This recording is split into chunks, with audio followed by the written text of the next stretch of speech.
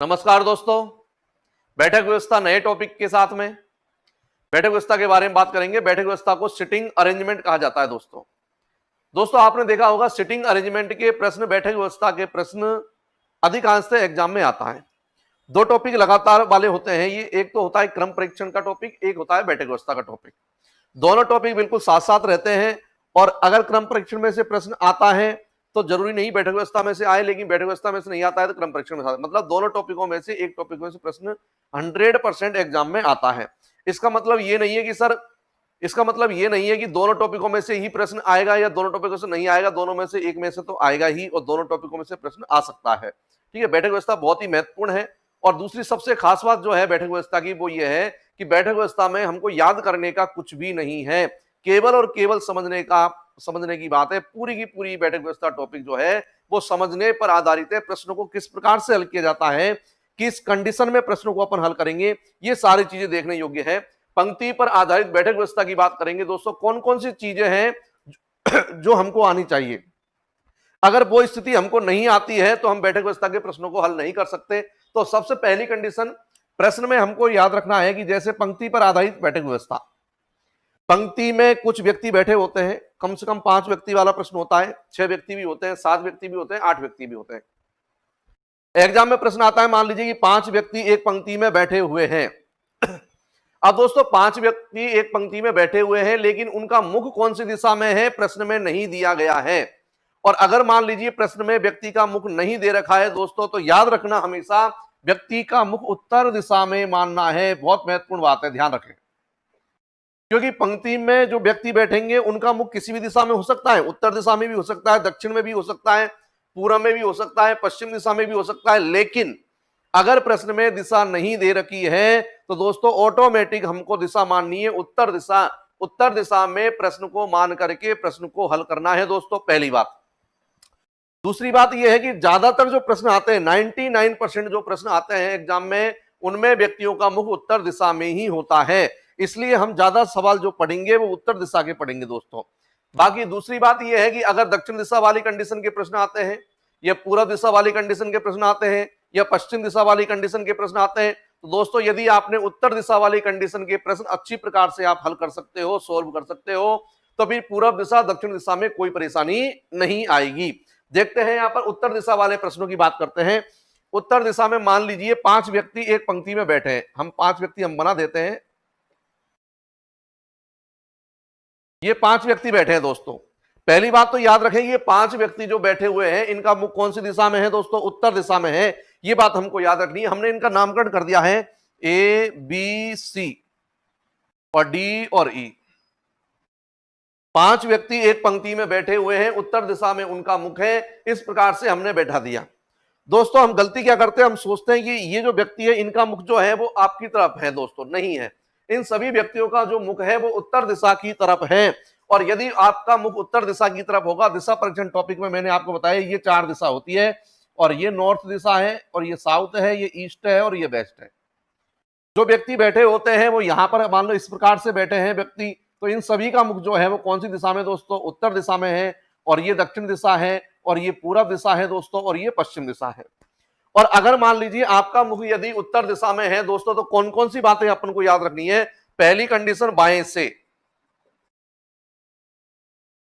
बाएं से जहां से अपन स्टार्ट करेंगे उस स्थिति को कहेंगे बायां भाग, बाएं से। और इधर से बाएं से होगा दोस्तों तो निश्चित रूप से इधर दाएं से होगा। प्रत्येक लाइन को ध्यान से समझें दोस्तों, ये बाएं से है और ये है दाएं से। अब हम बात करें, अगर मान लीजिए व्यक्तियों का मुख उत्तर दिशा में नहीं होता, दक्षिण दिशा में होता है, तो क्या चेंजमेंट होगा प्रश्न में। अगर व्यक्ति का मुख उत्तर दिशा में नहीं होता है, दक्षिण दिशा में होता है, तो प्रश्न में जो चेंजमेंट होगा वो केवल क्या होगा कि ये बायां है इस जगह पर दायां हो जाएगा, और ये दायां है इस जगह पर बायां हो जाएगा। निश्चित है विपरीत है, क्योंकि उत्तर दिशा और दक्षिण दिशा एक दूसरे के विपरीत दिशा है। तो इसमें जो चेंजमेंट होगा दोस्तों वो क्या होगा कि बाएं की जगह पर हमको दाएं मानना है और दाएं की जगह पर बाएं मानना है। इसके बाद बात करें और क्या क्या चीजें इसमें हैं। सबसे पहली बात, 5 व्यक्ति को ठीक बीच में कौन बैठा है दोस्तों, सी बैठा है। ठीक बीच में जो व्यक्ति बैठा है उसका नाम क्या है, सी है। सी ठीक बीच में बैठा है, या इसको अपन कहते हैं ठीक मध्य में बैठा है दोस्तों। दूसरी बात करें, अगर मैं आपसे पूछूं इसी प्रश्न में, मान लीजिए प्रश्न हमने हल कर लिया है, अब मैं आपसे पूछ रहा हूं कि बताइए सी के ठीक बाएं कौन है? सी के ठीक बाएं कौन है दोस्तों? तो हम जानते हैं बायां इधर है, तो सी के ठीक बाएं है बी। सी के ठीक बाएं कौन है? बी। और सी के ठीक दाएं कौन है? तो हम कहेंगे सर डी है। तो सी के ठीक बाएं है बी और सी के ठीक दाएं है डी। अगर मान लो व्यक्तियों का मुख दक्षिण दिशा में होता तो वही कंडीशन चेंज होती, फिर सी का इधर वाला हाथ जो होता वो दायां होता, इधर वाला हाथ होता वो बायां होता। दोस्तों ये बात विशेष रूप से ध्यान रखें, अंतर प्रश्न में करना आपको आना चाहिए कि उत्तर दिशा में यदि मुख है तो स्थिति कैसी बनेगी और दक्षिण दिशा में यदि मुख है तो स्थिति कैसी बनेगी। दोस्तों दूसरी बात करेंगी, ए जो बैठा है ये बैठा है सिरे पर, सिरे पर बैठा हुआ है, इसका दूसरा नाम है दोस्तों छोर और तीसरा नाम है किनारा। याद रखें तीन नाम है, ए एक छोर पर बैठा है, ए एक सिरे पर बैठा है और ए एक किनारे पर बैठा है। तो दोस्तों तीन नाम आपके प्रश्न में आते हैं, एग्जाम में आते हैं, सिरा कह दो, छोर कह दो या किनारा कह दो। इसी प्रकार से हम ये ई जो बैठा है इसको भी कहेंगे ये कहां पर बैठा है? सिरे पर बैठा है और छोर पर बैठा है और ये किनारे पर बैठा है। कहां बैठा दोस्तों? किनारे पर बैठा है। तो पहली कंडीशन यह है कि कोई भी पंक्ति होती है उस पंक्ति के कितने छोर होते हैं दोस्तों? दो छोर होते हैं, दो सिरे होते हैं, दो किनारे होते हैं। ये बायां किनारा है दोस्तों और ये दायां किनारा है, ये याद रखें, बायां किनारा है और दायां किनारा है। दोस्तों प्रश्न में कह देता है कि ए एक छोर पर बैठा है। अब ए एक छोर पर बैठा है तो कौन से छोर पर बैठा है, कौन से सिरे पर बैठा है ये हमको पता नहीं है। तो हमारे सामने कंडीशन ये है, हम इधर भी बैठा सकते हैं और इधर भी बैठा सकते हैं, दोनों में से किसी भी जगह बैठा सकते हैं। अपने मन से ये नहीं कि सर यहां बैठा दो, नहीं, यहां पर भी हो सकता है। तो ये स्थिति हमको याद रखनी है कि ए एक छोर पर बैठा है तो कहां बैठा होगा, या तो ठीक बाएं होगा और या ठीक दाएं होगा, लेकिन हमको कंफर्म नहीं है, इसलिए हम दोनों जगह पर बैठाएंगे। इसके अलावा कौन सी बात याद रखनी है, ध्यान रखें दोस्तों। पहली कंडीशन, एक लाइन आती है ए बी और सी के बीच में है, ए बी और सी के बीच में है एक लाइन, ये कह देता आपसे ए बी और सी का पड़ोसी है, और एक लाइन और है ए बी और सी के मध्य में है। देखिए ये तीन लाइन है, तीन पंक्ति है दोस्तों, ए बी और सी के बीच में है, ए बी और सी का पड़ोसी है और ए बी और सी के मध्य में है। दोस्तों हम देखेंगे कि ये तीनों पंक्ति अगर भाषा की दृष्टि से देखें तो हमको अलग अलग नजर आ रही है, क्योंकि इसमें बीच शब्द का प्रयोग हो रहा है, इसमें पड़ोसी शब्द का प्रयोग हो रहा है, इसमें मध्य शब्द का प्रयोग हो रहा है दोस्तों।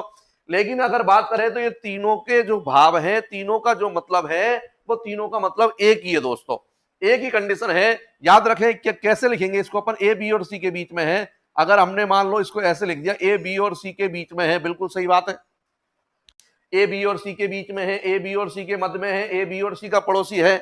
लेकिन दोस्तों ये बताइए क्या ये जरूरी है क्या बी इधर हो? अगर मैं इस सेंटेंस को इस प्रकार से भी लिखता हूं तो भी तो इसका मतलब यही है। अगर इस लाइन को मैं ऐसे लिख देता हूं, ए बी और सी के बीच में है, तो भी तो इसकी अपन ने पालना की है।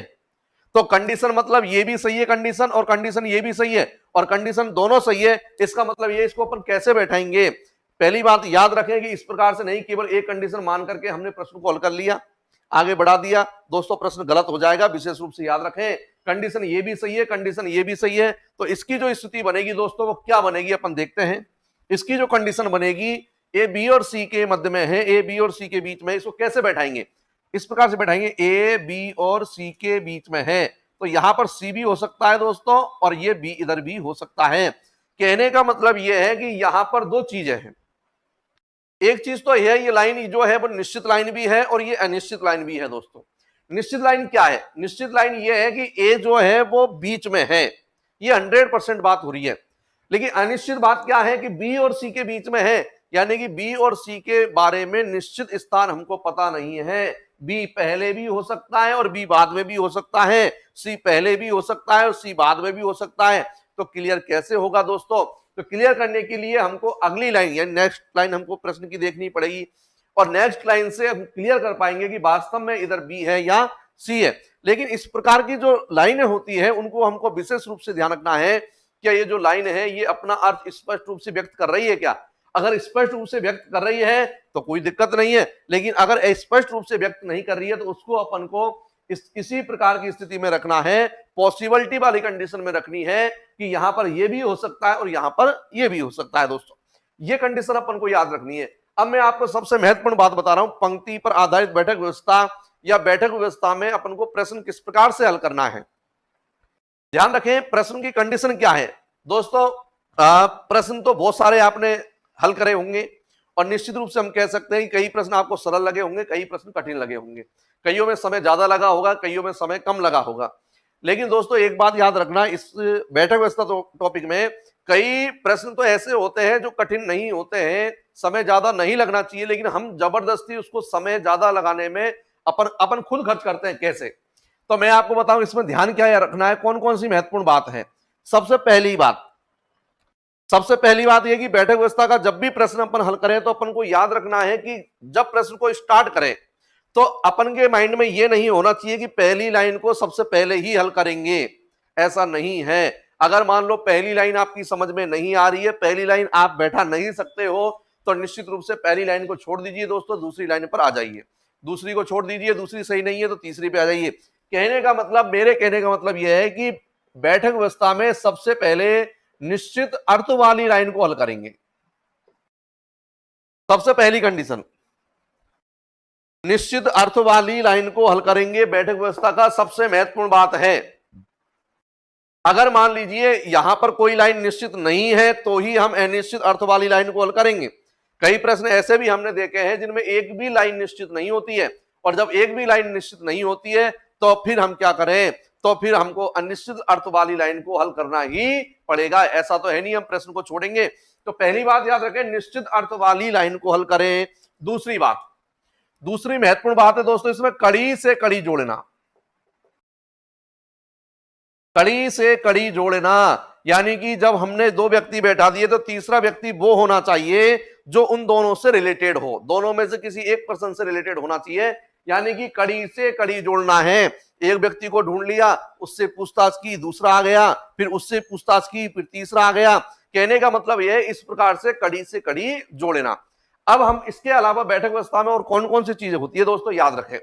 तो मैंने आपको इससे पहले जो टॉपिक पढ़ाया था क्रम परीक्षण, रैंकिंग टेस्ट पढ़ाया था, और रैंकिंग टेस्ट में मैंने दोस्तों आपको एक चीज बताई, वापस यहां पर रिवाइज कर रहा हूं मैं आपको, कि जो प्रश्न आता है उनमें कौन कौन से शब्द, जैसे लेकिन शब्द आता है दोस्तों याद रखें, एक आता है लेकिन, और एक आता है किंतु, एक आता है परंतु, और आता है दोस्तों तथा आता है, और बे आता है, और पर आता है। दोस्तों याद रखें जो मैं आपको शब्द बता रहा हूं क्रम परीक्षण में भी काम आएंगे, बैठक व्यवस्था में भी काम आएंगे, दिशा परीक्षण में भी काम आएगा, रक्त संबंध में भी काम आते हैं। दोस्तों याद रखें यदि प्रश्न में लेकिन आता है, किंतु आता है, परंतु आता है, और आता है, तथा आता है, बे आता है, और पर आता है, इनमें से कोई भी शब्द आता है, इनका प्रयोग जो होता है दोस्तों फर्स्ट पर्सन के लिए होगा। याद रखें यदि प्रश्न में लेकिन आता है, किंतु आता है, परंतु आता है, और आता है, तथा आता है, बे आता है, पर आता है, इनका प्रयोग हमेशा फर्स्ट पर्सन के लिए किया जाता है। और दूसरी लाइन अपन को दोस्तों याद रखनी है कि यदि प्रश्न में जो कि आता है या जो आता है, यदि प्रश्न में जो कि आता है या जो आता है, तो जो कि या जो का जो प्रयोग होता है वो जो कि के ठीक बाएं वाले व्यक्ति के लिए होगा, ठीक बाएं वाले व्यक्ति के लिए किया जाता है।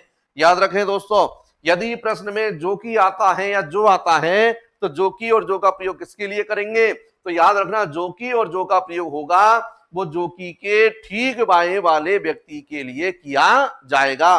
तो ये इसकी आधारशिला है। बैठक व्यवस्था में पंक्ति पर आधारित बैठक व्यवस्था की दोस्तों ये आधारशिला है। मैंने आपसे कहा कि उत्तर दिशा में मुख मानना है। अगर मान लो दक्षिण दिशा में मुख है, अगर मान लीजिए दक्षिण दिशा में इन व्यक्तियों का मुख है तो ये बाएं की जगह दाएं हो जाएगा, दाएं की जगह बाएं हो जाएगा, बाकी सारी चीजें वही होती है।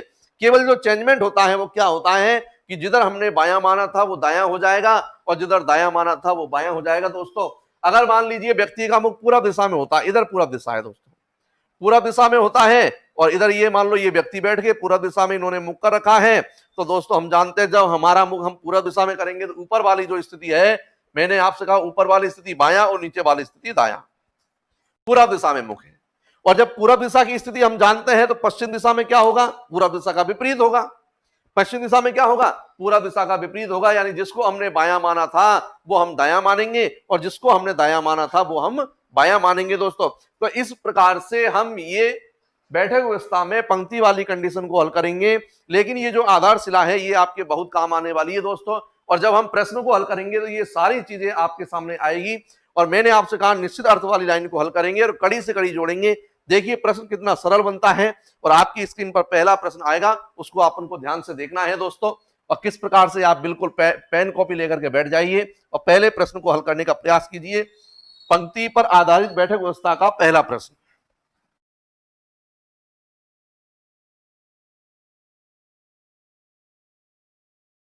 देख लीजिए पहला प्रश्न और दूसरा प्रश्न, दो प्रश्न आपके सामने हैं। पहले प्रश्न को आप ध्यान से पढ़िए, प्रश्न क्या कह रहा है, अच्छी प्रकार से पहले प्रश्न को पढ़िए और हल करने का प्रयास कीजिए दोस्तों, हल करने का इसको प्रयास कीजिए। व्यक्तियों का मुख कहां पर है, उत्तर दिशा में है, नहीं दे रखा है प्रश्न में तो उत्तर दिशा में मानना है दोस्तों। अगर प्रश्न में व्यक्तियों का मुख नहीं दे रखा है तो उत्तर दिशा में व्यक्तियों का मुख मानना है। देखते हैं पहला प्रश्न क्या कह रहा है, APRX एस तथा जेड एक पंक्ति में बैठे हैं। कितने व्यक्ति हैं दोस्तों, 6 व्यक्ति है। 6 व्यक्ति एक पंक्ति में बैठे हैं, उनमें एस तथा जेड जो है वो मध्य में बैठे हैं दोस्तों। पहली लाइन ही अनिश्चित लाइन है, एस तथा जेड मध्य में बैठे हैं, ए तथा पी सिरों पर है, ये भी अनिश्चित लाइन है, क्योंकि ए कौन से सिरे पर है, पी कौन से सिरे पर है ये भी हमको पता नहीं है। आगे कह रहा है आर जो है वो ए के बाईं ओर बैठा है दोस्तों। अब ये वाली लाइन जो है वो बिल्कुल निश्चित है कि आर जो है वो ए के बाईं ओर बैठा है, ये लाइन बिल्कुल निश्चित है, तो हम इसको हल करते हैं। आर ए के बाईं ओर बैठा, ये ए है। मैंने कहा कि व्यक्तियों का मुख उत्तर दिशा माना है, हमने उत्तर दिशा में मान लिया। सभी व्यक्तियों का मुख उत्तर दिशा में है क्योंकि प्रश्न में दिशा नहीं दे रखी है। इधर हमने बायां मान लिया, इधर हम जानते हैं दायां। हम प्रश्न को हल करते समय ये लिखने की आवश्यकता नहीं है, ये केवल समझाने की दृष्टि से मैं आपको बता रहा हूं दोस्तों, याद रखें। इधर स्थिति है बायां की और इधर स्थिति है आपकी दायां की। ये आपकी दाएं वाली कंडीशन है, ये दाएं वाली कंडीशन है और ये बाएं वाली कंडीशन है। अब हम देखिए प्रश्न कह रहा है, लास्ट वाली लाइन बिल्कुल निश्चित है, आर जो है वो ए के बाईं ओर बैठा है, ये ए इसके बाईं ओर कौन है दोस्तों, आर है। अब देख लीजिए दो व्यक्ति आपके पास बैठ के, आर और ए बैठ चुका है। अब हमने कहा कि कड़ी से कड़ी जोड़ना है। पहली पॉइंट जो मैंने आपको बताया, निश्चित लाइन को हल करेंगे, हमने निश्चित लाइन को हल किया, आर ए के बाईं ओर बैठा है, बिल्कुल बैठ गया। अब देखो प्रश्न में दे रखा दोस्तों ए तथा पी जो है वो सिरों पर है। अब ए और पी सिरों पर है। अब दोस्तों देखो ए इधर है, अब ए इधर है, इसका मतलब निश्चित रूप से ए नाम का व्यक्ति और पी नाम का व्यक्ति ये सिरों पर है, तो ए इधर वाले सिरे पर होगा। इधर तो हम बैठा नहीं सकते, क्यों इधर बैठाएंगे तो आर इधर हो जाएगा, तो ए सिरों पे नहीं होगा। इसका मतलब ए को सिरे ऊपर करने के लिए ए को हमने यहां बैठा दिया, 1 2 3 4 5 और 6, और यहां पर बैठाएंगे दोस्तों पी। अब निश्चित हो गया, पहले निश्चित नहीं था।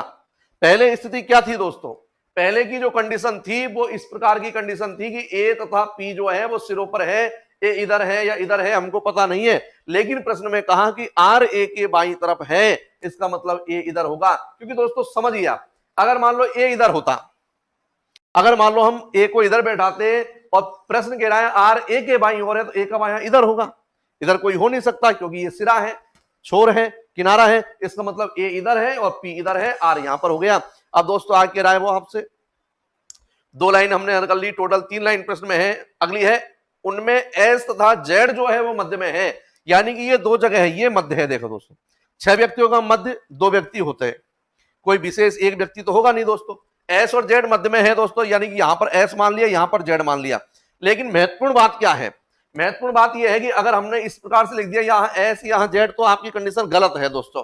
कहने का मतलब क्या होगा, यहां जेड और यहां एस भी हो सकता है, दोनों कंडीशन मान के चलिए, यानी कि इस जगह पर एस और जेड में से कोई हो सकता है और इस जगह पर जेड और एस में से कोई हो सकता है। अगर मान लो प्रश्न में और लाइन दे रखी है तो क्लियर हो जाएगा, नहीं दे रखी कोई बात नहीं। लेकिन ये फिक्स है, पहला व्यक्ति, दूसरा, तीसरा, चौथा, पांचवा। अब यहां पर एक जो व्यक्ति बचा है उसको अपन को लिखना है। कौन बचा है दोस्तों? एक्स बचा है। एक्स को हमने लिख दिया है। अब प्रश्न में आप ये देखिए, क्या और लाइन है क्या? अगर और लाइन है, हमने देखिए 6 व्यक्ति बैठे हैं, एच तथा जेड मध्य में है, बैठा दिए दोनों व्यक्तियों को। ए तथा पी सिरों पर है, ये भी कंडीशन हमने बैठा दी है। आर ए के बाईं ओर बैठा है, ये भी कंडीशन हमने बैठा दी है। अब बताओ प्रश्न में कुछ आपको और दे रखा है कि नहीं दे रखा है, तो प्रश्न को यहीं पर छोड़ दीजिए और प्रश्न पूछो क्या कह रहा है। पी के दाईं तरफ कौन बैठा है? तो ये पी है और पी का दायां इधर है दोस्तों। अब पी के दाईं तरफ ये बात बिल्कुल निश्चित है, पी के दाईं तरफ कौन बैठा है? तो आंसर क्या है दोस्तों? एक्स। लेकिन विशेष रूप से याद रखें, अगर आपसे यूं कहता, प्रश्न में अगर आपसे यूं कहता कि एक्स के दाएं कौन है, अगर प्रश्न में आपसे ऐसा कहता कि एक्स के दाएं कौन है, और अगर हम कह देते कि सर एस है, तो बिल्कुल गलत उत्तर है, और जेड है तो गलत है। आंसर होगा एस या जेड। अगर आपसे कहता एक्स के दाएं कौन है, तो आंसर होता एक्स के दाएं कौन है। एक्स के दाएं कौन है? एक्स के दाएं कौन है, तो आंसर है एस या जेड। अगर हम किसी एक को पर्टिकुलर देखते हैं तो आंसर बिल्कुल गलत है, क्योंकि प्रश्न में यह स्पष्ट नहीं हुआ कि वास्तव में यहां पर एस है या जेड है। यह प्रश्न में स्पष्ट नहीं है। किसी व्यक्ति को पहले बोलने से इसका मतलब नहीं है पहले ही बैठेगा। पहला तो इधर से भी होता है दोस्तों, पहला इधर से भी होता है। पहला प्रश्न आपका कंप्लीट होता है। आंसर है इसका, प्रश्न का है एक्स है, यानी कि बी ऑप्शन हमारा आंसर है दोस्तों।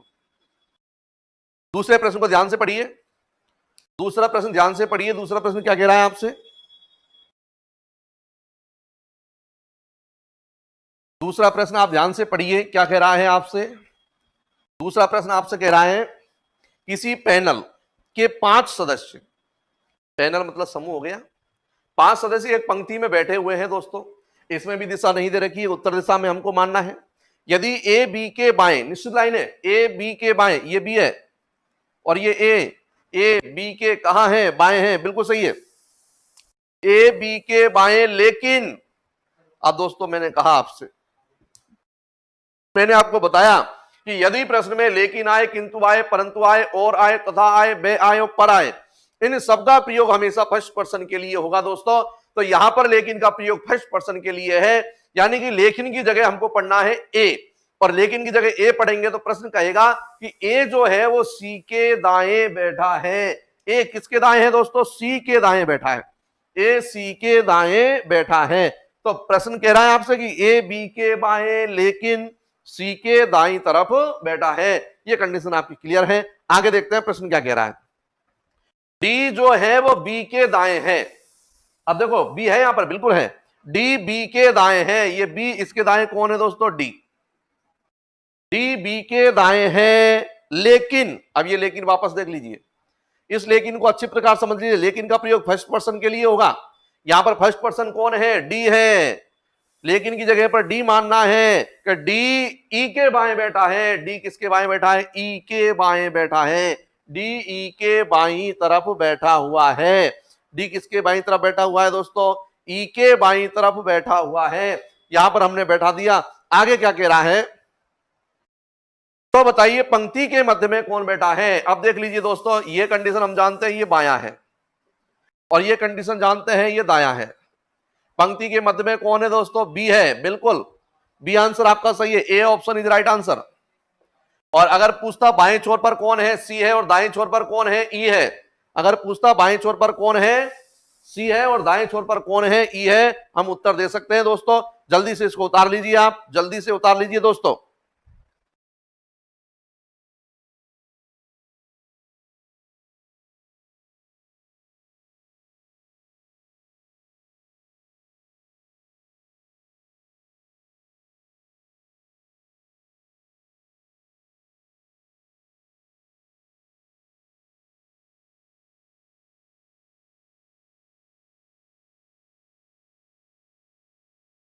हाँ जी, उतार लिया आपने कंप्लीट।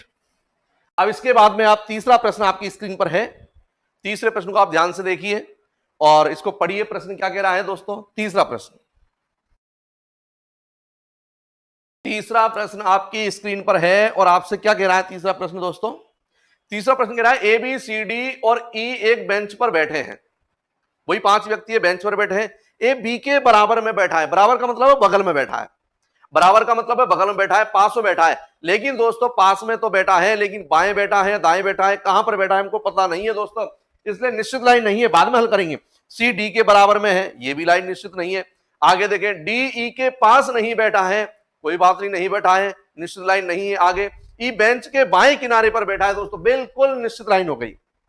ई बेंच के बाएं किनारे पर बैठा है, ये ई बेंच का बायां किनारा है, इधर ई है, और बाकी के व्यक्ति जो बैठेंगे वो इधर बैठेंगे दोस्तों, इधर की तरफ बैठेंगे। अब ध्यान देते हैं टोटल व्यक्ति कितने हैं इसमें, 5, तो 1 2 3 4 और 5, ये हमने बैठा दिया दोस्तों। बाएं किनारे पर निश्चित लाइन थी, इसको बैठा दिया। आगे क्या कहता है, सी का स्थान दाईं ओर से दूसरा है, दायां मतलब इधर होता है दोस्तों, बायां इधर होगा, दायां इधर होगा।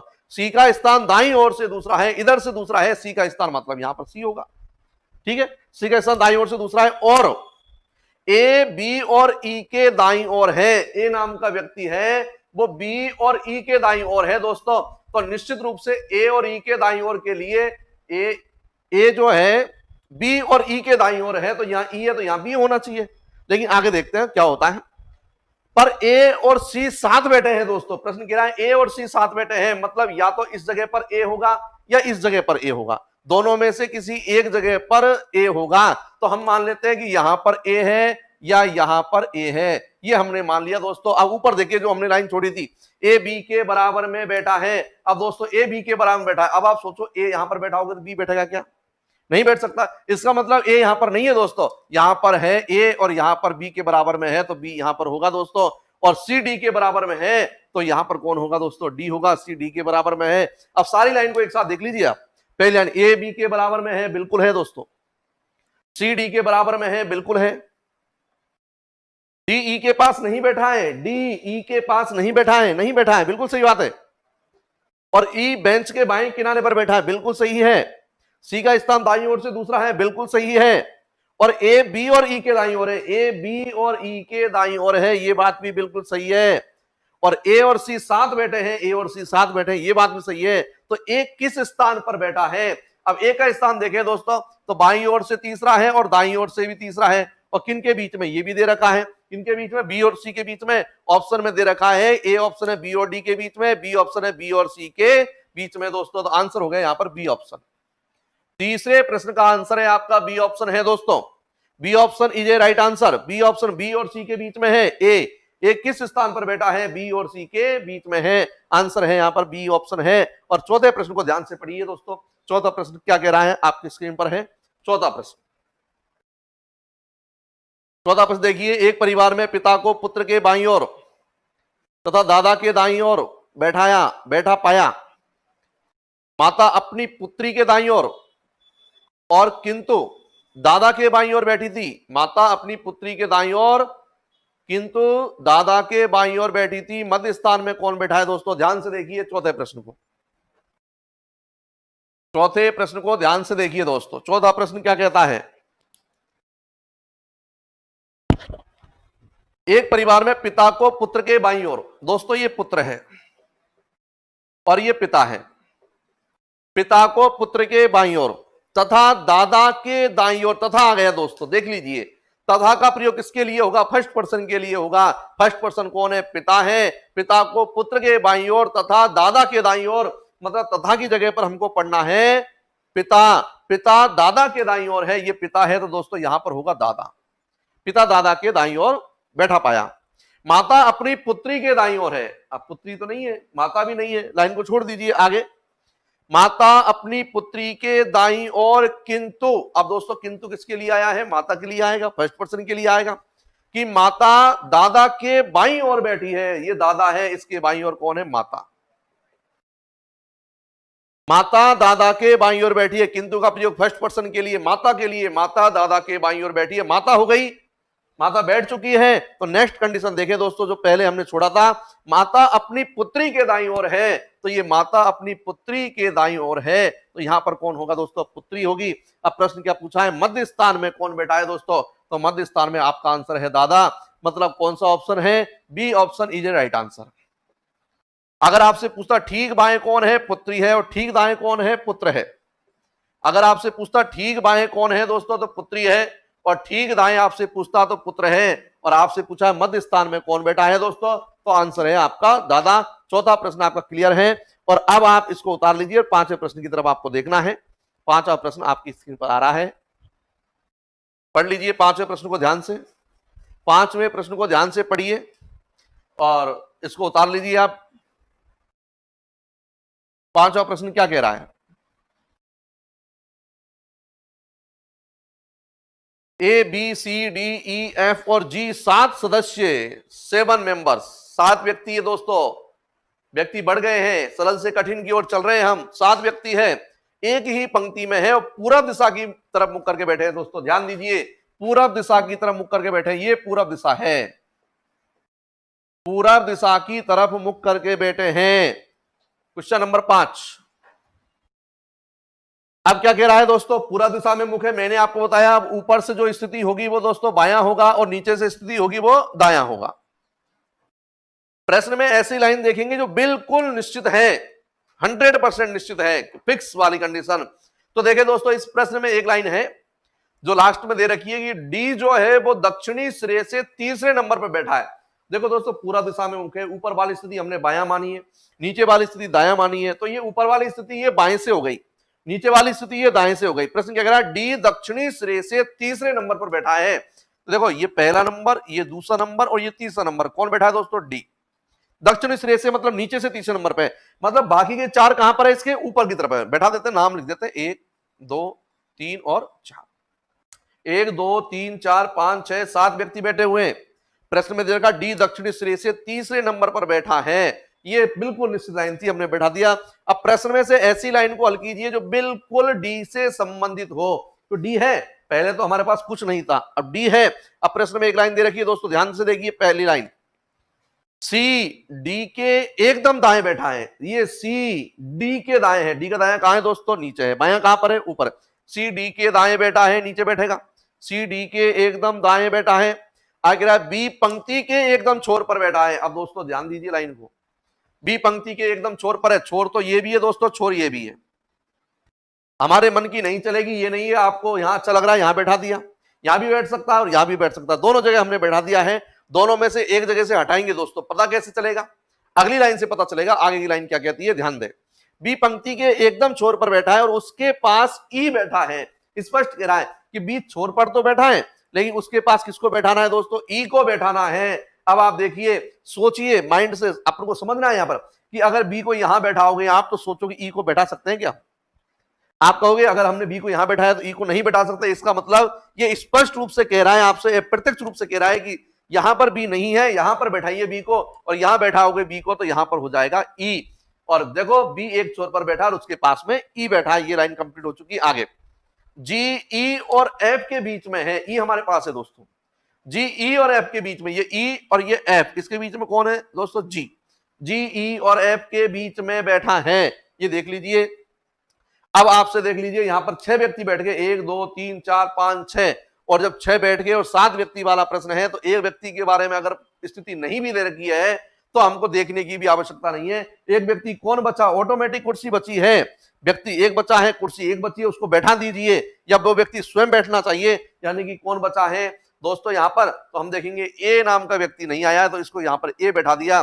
तो प्रश्न पूछा है आपसे, वे व्यक्ति कौन है जो एकदम छोर पर बैठा है, तो एक तो ए है और एक बी है, तो हमारा आंसर आ गया ए और बी। वे व्यक्ति कौन है जो एकदम छोर पर बैठे हुए हैं, तो आंसर है ए और B, option number B. Option number B आपका आंसर है, बी आंसर है आपका। पांचवा प्रश्न कंप्लीट है दोस्तों। अब देख लीजिए, अब छठा प्रश्न आपकी स्क्रीन पर है, ध्यान से इसको देखिए, प्रश्न क्या कह रहा है। छठा प्रश्न, मैंने आपको उत्तर दिशा वाले प्रश्न हल करवाए हैं, पूर्व दिशा के भी हल करवाए हैं, ध्यान दीजिए।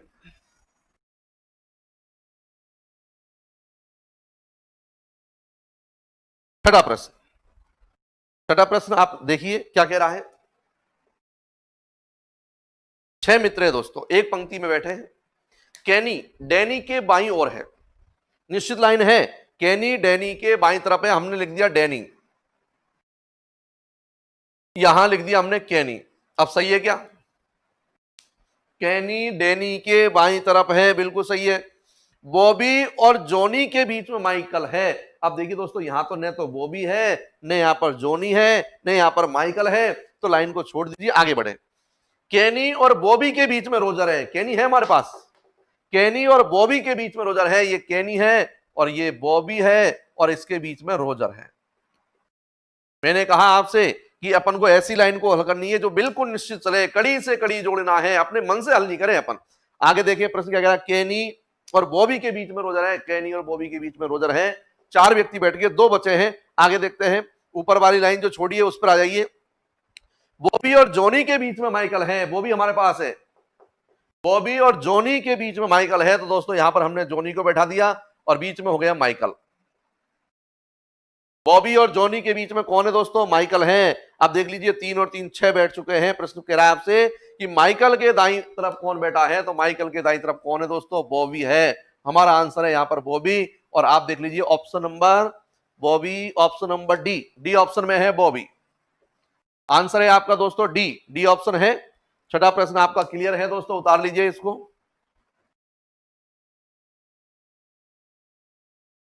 7वां प्रश्न आपकी स्क्रीन पर है, ध्यान से इसको देखिए।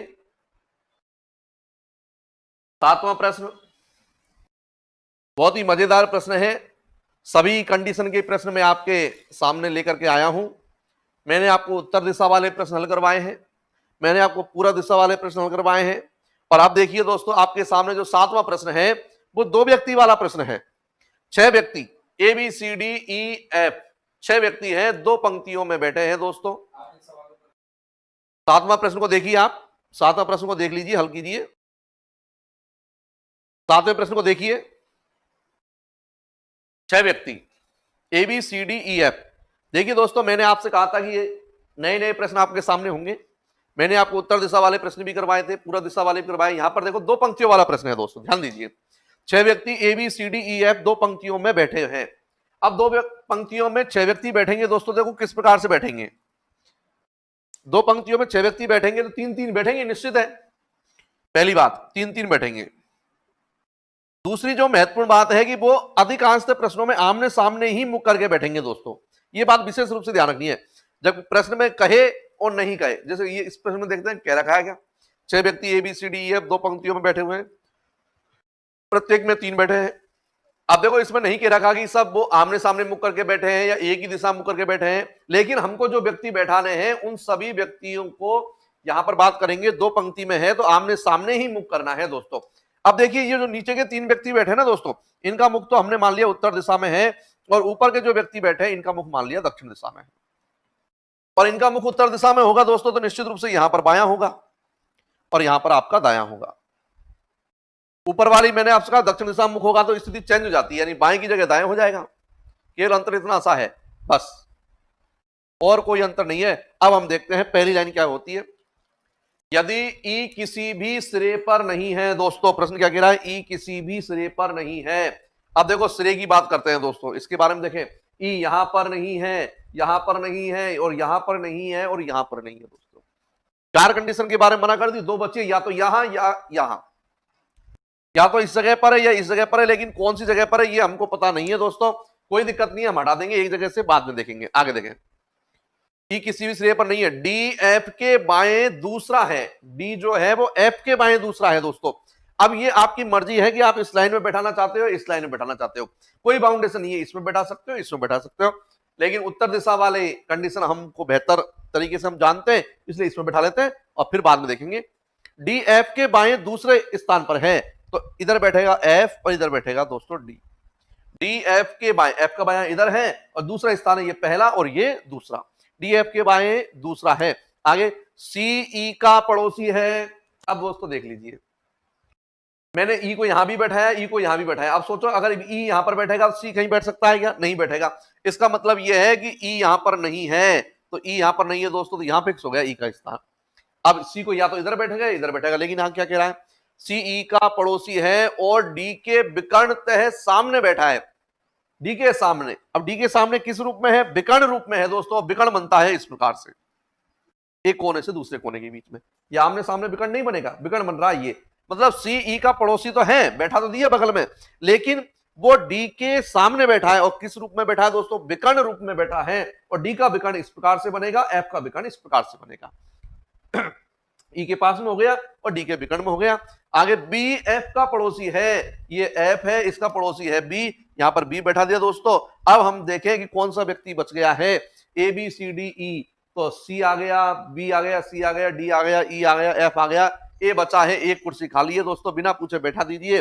प्रश्न क्या कह रहा है आपसे, तो बताइए बी के सामने कौन होगा, और बी के सामने कौन है दोस्तों, ई है, बी के सामने ई होगा, मतलब option number B. Option number B is a right answer, B answer आपका बिल्कुल सही है।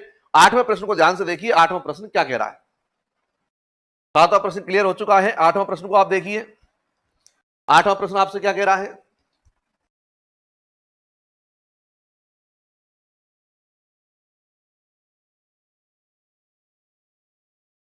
आठवां प्रश्न, एक पंक्ति में बैठे एक पैनल के 6 सदस्यों में, 6 सदस्य टोटल, उत्तर दिशा मुख मानना है, प्रश्न में नहीं दे रखा है।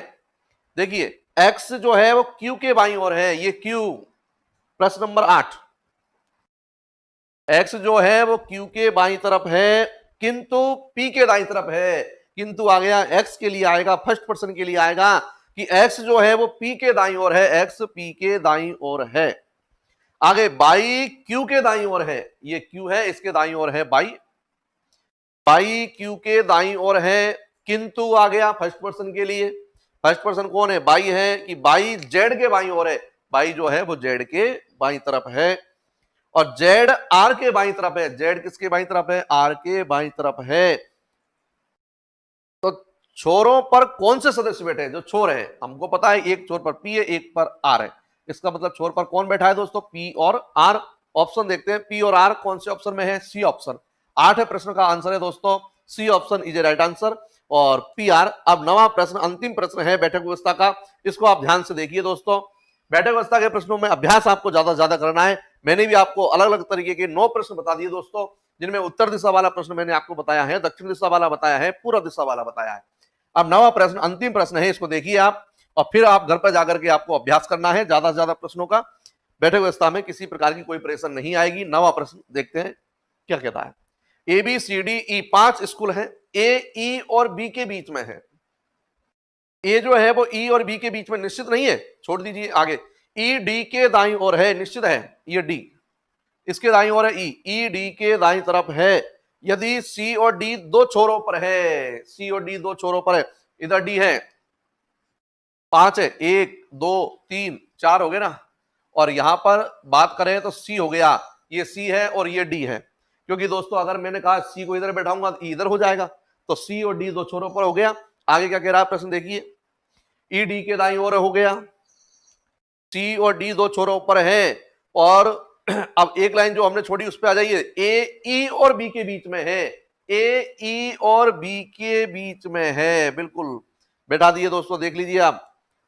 तो सी के बाईं और कौन सा स्कूल है, सी के बाईं तरफ कौन सा स्कूल है दोस्तों, बी, बी है, और बी कौन से ऑप्शन में है दोस्तों, डी ऑप्शन में हमारा आंसर है। एक बार पुनः देख लीजिए, 5 स्कूल है, ए ई और बी के बीच में है, ए ई और बी के बीच में है, ई डी के दाईं ओर है, ई डी के दाईं तरफ है, सी और डी दो छोरों पर है, सी और डी दो छोरों पर है, सी के बाईं तरफ कौन सा स्कूल है, सी के बाईं तरफ है B, option number D, D answer हमारा बिल्कुल सही है।